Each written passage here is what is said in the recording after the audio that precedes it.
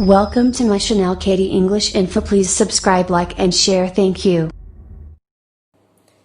Hello guys, this is Khurshid Ansari. Once again you are welcome back to Katie English Info. दोस्तों मैंने अपने पिछले video में मैंने वॉइस पढ़ाया था और वॉइस का मैंने सिंपल प्रेजेंट टेंस मैंने आपको बताया था। आज भी मैं उस टॉपिक से ना भटक करके मैं पास्ट इंडेफिनिट यानी कि सिंपल पास्ट टेंस मैं लेकर के आया हूं। दोस्तों आइए जान लेते हैं। हमने पिछले वीडियो में बताया था कि स्ट्रक्चर को कैसे याद रखना है और मैंने बिल्कुल नया स्ट्रक्चर बताया था। आज भी मैं आपको एक इनोवेटिव उसी प्रकार का स्ट्रक्चर मैं लेकर के आया हूं।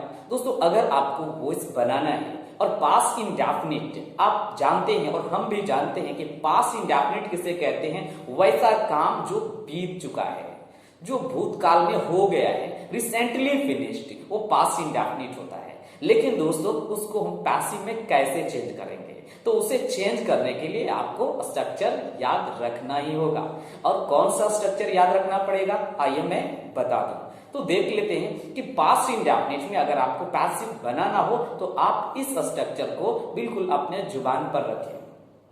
अगर एक्शन V2 हो तो हम पास्ट इंडेफिनिट का जो एक्टिव वॉइस है उसको पैसिव में चेंज करने के लिए हम स्ट्रक्चर यूज करेंगे was oblique verb plus V3 plus Y plus object. और इसके साथ याद रखेंगे दोस्तों कि जब हम पैसिव में चेंज करते हैं तो पैसिव में हर एक एक्शन जो होता है वो V3 में होता है।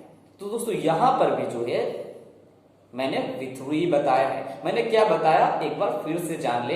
अगर एक्शन V2 हो तो हम पैसिव चेंज करने के लिए स्ट्रक्चर यूज करते हैं was oblique verb plus V3 plus Y plus object. अब आइए जानते हैं, एक एग्जाम्पल के जरिए हम इसे समझ लेते हैं। जैसे हम कहेंगे उसने मुझे धोखा दिया, तो उसने मुझे धोखा दिया हम इसे कह सकते हैं he deceived me।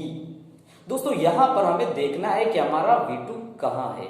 तो यहां पर हमारा V2 है deceived। तो दोस्तों हमने देख लिया डिसीव, तो हमें पता चल गया कि यहां पर भी हम जो है वॉज और वर का ही प्रयोग करेंगे।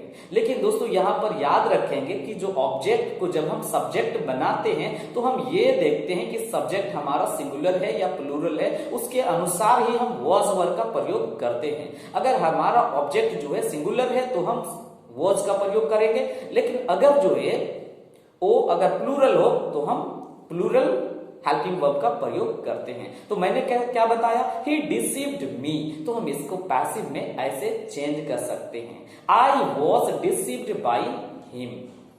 इसका मतलब हुआ उसके द्वारा मुझे धोखा दिया गया। अब देखते हैं इसे हम नेगेटिव में देखते हैं। नेगेटिव में हम कहेंगे उसने मुझे धोखा नहीं दिया, तो हम कहेंगे he did not deceive me। तो हम इसे अगर पैसिव में चेंज करेंगे तो होगा I was not deceived by him।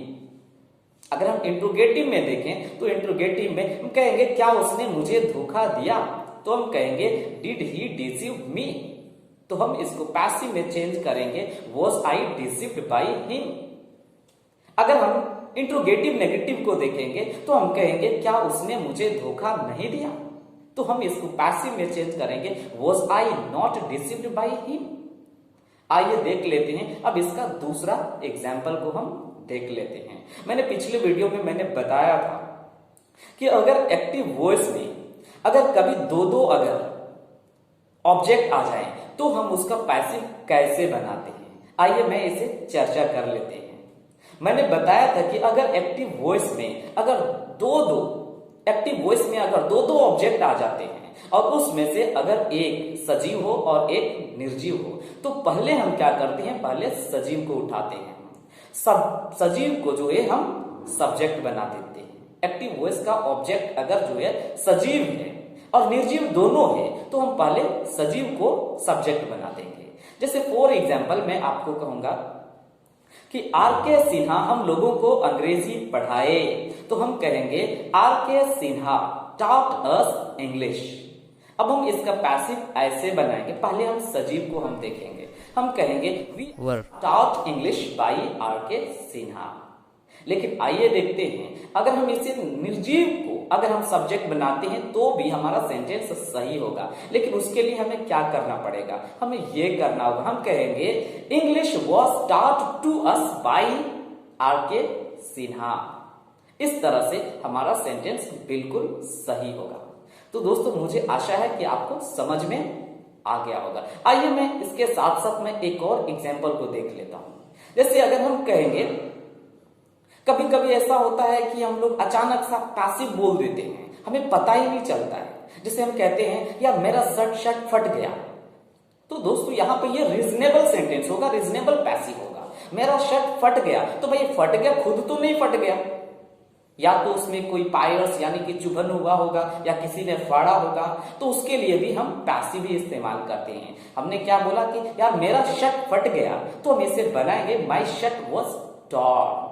अब जैसे कोई कह देता है कि मेरी कलम टूट गई, तो मेरी कलम टूट गई, क्या खुद टूट गई, आपने तोड़ा होगा या कोई वस्तु उसके ऊपर गिरा होगा और वो टूट गया होगा, तो हम कहेंगे इसे माई पेन वॉज ब्रोकन।